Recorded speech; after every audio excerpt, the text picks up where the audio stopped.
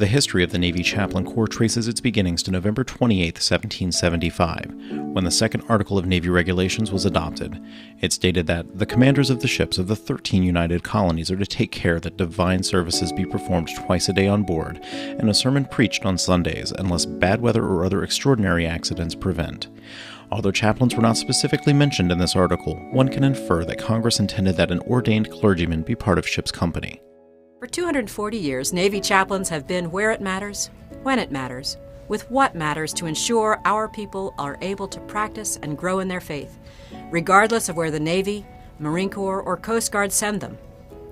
From the decks of carriers, destroyers, and amphibs at sea around the world, to the battlefield, to naval hospitals, to Coast Guard cutters and stations, chaplains have been there with our warfighters, embodying the presence of God, and helping our people connect with something greater than themselves.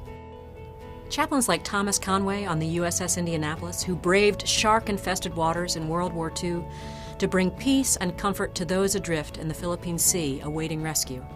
For 3 nights, he kept their hope alive, praying with the survivors, until he died. Chaplains like John H. Craven, Vincent Capodanno, and Stan Beach understood and brought what mattered most to those in the crucible of war.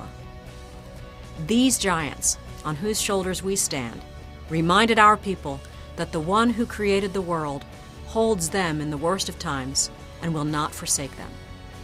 From the tragic shooting in Chattanooga to the MARSOC Marines and aviators lost in training exercises and humanitarian operations over this past year, chaplains have been there to offer compassionate, pastoral care for the families, friends, and communities who grieve.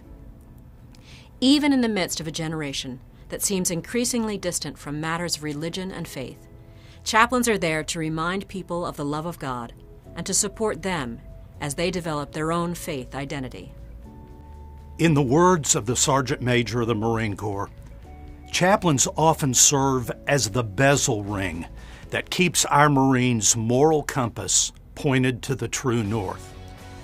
As religious ministry teams, we help our people remain spiritually, morally, and ethically fit for duty by modeling honesty, integrity, loyalty, and compassion.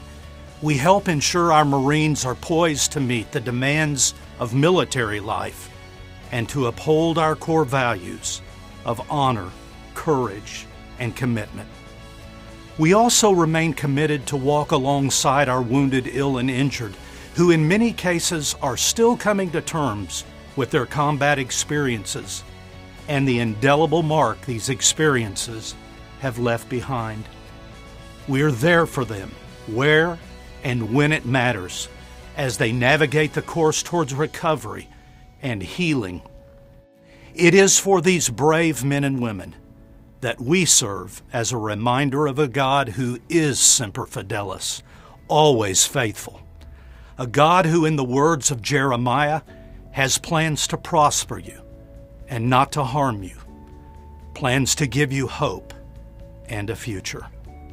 As we honor our rich legacy as a chaplain corps at sea and in battle, we also celebrate our present ministry to our service members and families ashore through programs like Credo and PrEP that help build healthy relationships and increase resilience, and religious education and chapel programs that build a sense of community and nurture the roots of faith in our people.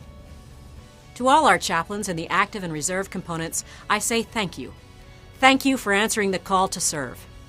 And thank you for your enduring commitment to enrich the spiritual well-being of our people, to engage with leadership, and to enhance our professional competencies.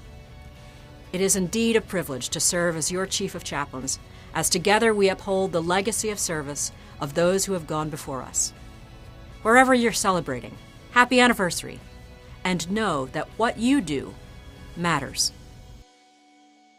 Answering the call to serve, where it matters, when it matters, with what matters, since 1775.